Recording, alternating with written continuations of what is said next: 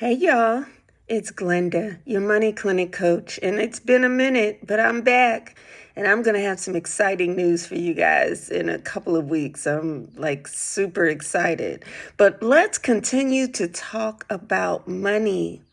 How many of us have more month than money? Well, a lot of times that happens because we hate the dreaded B word, budget.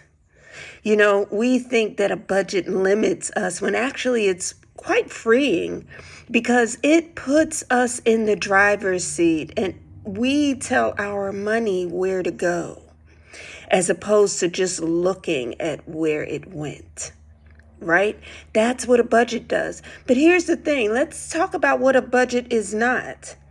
A budget isn't just writing a list, whether you use a program, an Excel spreadsheet, or even a notebook.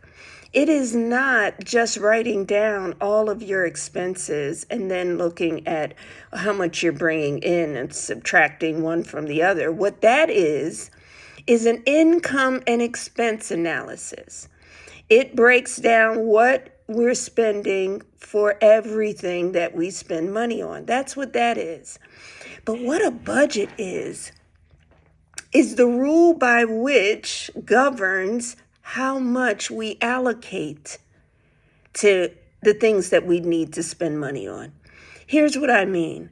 There is something called the 50-30-20 rule for personal budgeting. I'm looking at my notes here because I don't want to miss nothing.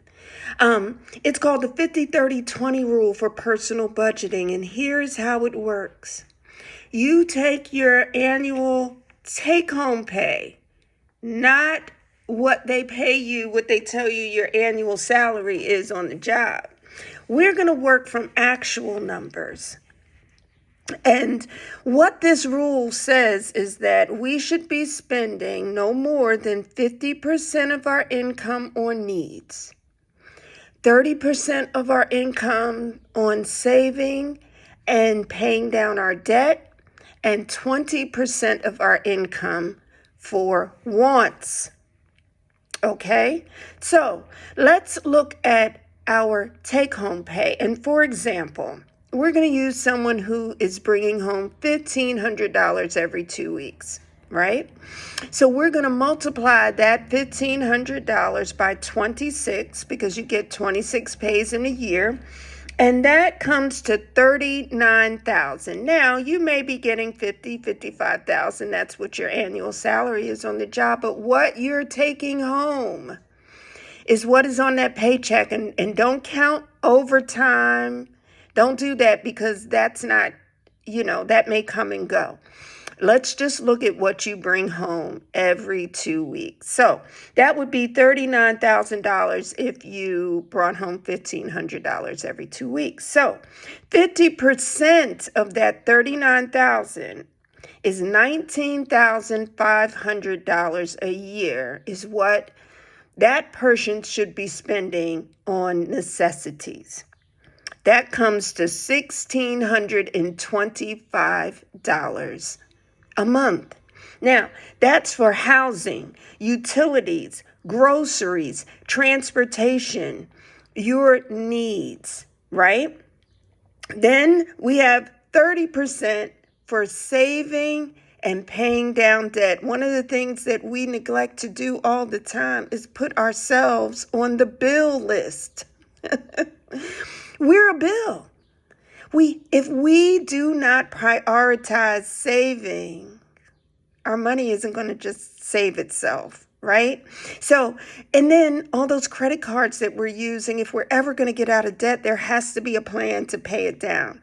So 30% should be for saving and paying down debt. So that would be $11,700 a year, which comes to $975 a month, should be allocated for savings and for paying down your debt. And then you have 20% left. That is for your wants. Now that includes entertainment, dining out, birthday gifts, if you have a hobby, That's what that 20% is for, and that comes to $7,800 a year, and that's $650 a month. So, if you bring home, let's summarize. If you bring home $1,500 every 2 weeks, according to the 50-30-20 rule for personal budgeting, you should only be spending $1,625 a month on your needs, $975 a month on savings and paying down your debt, and $650 a month for wants. But you know what often happens is that we're juggling. If you don't prioritize savings or paying down your debt and you're only paying down your minimum, you might look and that 30% that should be used for those reasons are now being used for your needs or your wants. And that keeps us borrowing from Peter to pay Paul, or just juggling, right? As if the circus came to town and never left. Right? I never was a good juggler. Not many of us are. But if we follow a rule for personal budgeting, it keeps us living below our means. It helps us get out of debt, right? And helps us save for the future. So that's what a budget can do. And now, a lot of you, what I hope you will do is look and see where you are in that budget. Then we can do an income and expense analysis, see where you're spending all your money. And there is a way to get back into balance so that we're not living outside of our means, so that we don't have more month than money. Okay? So let's stop going to the circus, y'all. Arms are tired. No more juggling. Let's start budgeting and we can talk about it. Until next time, see you later.